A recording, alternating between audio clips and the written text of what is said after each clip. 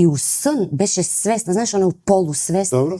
Не ми се допадна што диџеј го засвири у еден момент Максим Димитриевски. Беше неверојатен сон. Ја могуче да сам била како Марија, која го тражи своју загубену љубав.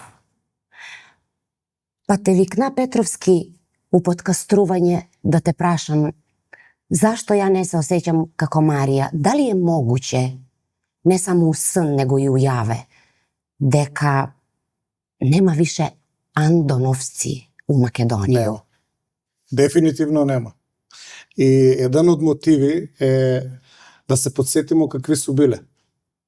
Значи, у најмалу руку, како јас замишлям дека су биле, а мислам дека тој што го замишлям го базирам на доста истражувања, пошто јас сум заљубеник у македонска историја.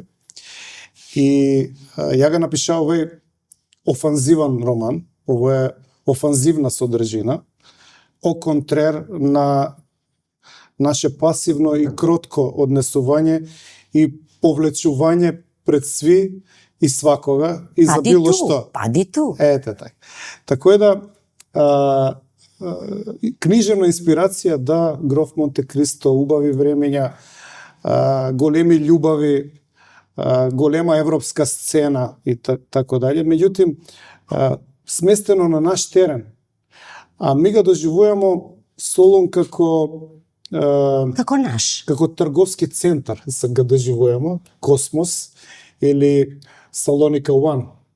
Они га познавав, Андон и Марија га познавав Солун како нино место, како ми Куманово, сак што го сеќам. Значи, они не знаев ни за границе, они не знаев дека Македонија ќе биде поделена, они су млади луѓе кои што уживав у чамац на море. И не знам дали да издадемо и оште од содржина.